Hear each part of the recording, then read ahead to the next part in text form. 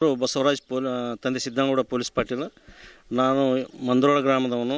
ನಮ್ಮ ಊರಲ್ಲಿ ಮಹಾತ್ಮ ಶ್ರೀ ಸಿದ್ದಬಸವೇಶ್ವರರು ಅದ್ಭುತವಾದ ಒಂದು ಪವಾಡಗಳನ್ನು ಮಾಡಿದಂಥ ದೇವರು. ನಮ್ಮೂರಿನ ಮಂದ್ರೋಳ ಗ್ರಾಮದ ಆರಾಧ್ಯ ದೇವರು. ಅದಕ್ಕಾಗಿ ನಮ್ಮ ಊರಿನ ನಮ್ಮ ಊರು ಸಣ್ಣ ಊರು.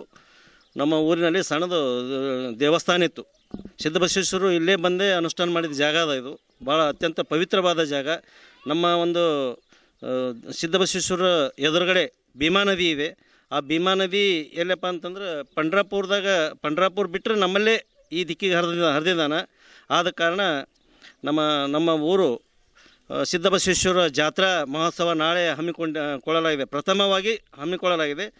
ಜಾತ್ರೆಯಲ್ಲಿ ಕಳಸಾರೋಹಣ ಮತ್ತು ಪಲ್ಲಕ್ಕಿ ಉತ್ಸವ ಮತ್ತು ಪುರವಂತರ ಸೇವಾ ಇರ್ತದೆ.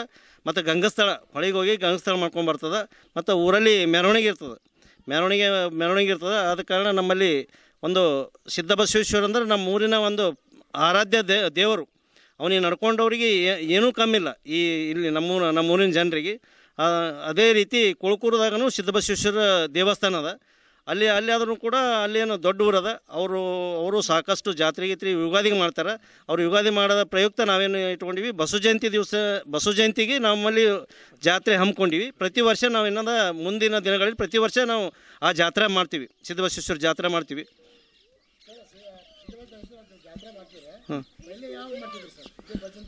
ಇಲ್ಲ ಪೈಲ ನಾವು ಮಾಡ್ತಿದ್ದಿಲ್ಲ.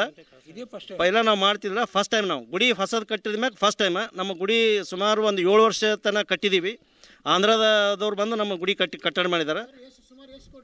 ಸುಮಾರು ಇವತ್ತಿನ ಕಿಮ್ಮತ್ತು ಅಂದ್ರೆ 1.5 ಕೋಟಿ ಇವತ್ತಿನ ಕಿಮ್ಮತ್ತು. ಆಂಧ್ರದವರು ಜಾತ್ರೆ ಪ್ರತಿ ವರ್ಷ ಮಾಡ್ಬೇಕಂತ ನಿಶ್ಚಯ ಮಾಡಿಕೊಂಡು ಇಟ್ಕೊಂಡ್ವಿ.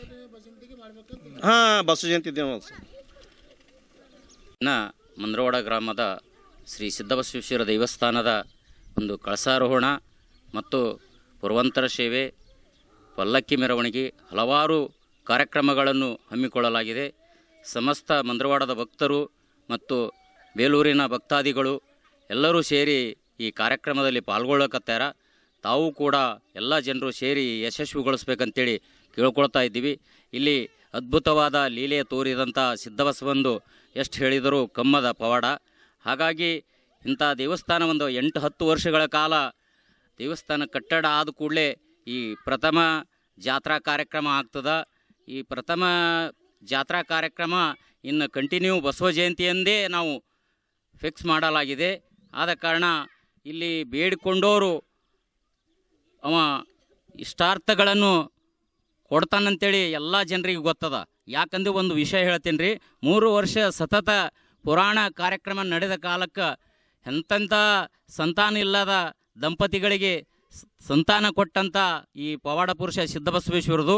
ಆದ ಕಾರಣ ನಾಳೆ ಸೋಮವಾರ ಬೆಳಗ್ಗೆ 9 ಗಂಟೆಯಿಂದ ಸಂಜೆ 5 ಗಂಟೆವರೆಗೂ ಮೆರವಣಿಗೆ ಮುಖಾಂತರ ಬಂದು ಕಳಸಾರೋಹಣ ಆಗ್ತದಂತೇಳಿ ಈ ಸಂದರ್ಭದಲ್ಲಿ ಹೇಳುತ್ತಾ, ಭೀಮಾ ನದಿ ಗಂಗಸ್ಥಳದಿಂದ ಬಂದು ಮೆರವಣಿಗೆ ಮುಖಾಂತರ ಸಂಜೆ 5 ಗಂಟೆಗೆ ಸಿದ್ದಬಸವೇಶ್ವರ ಕಳಸಾರೋಹಣ ಆಗ್ತದೆ.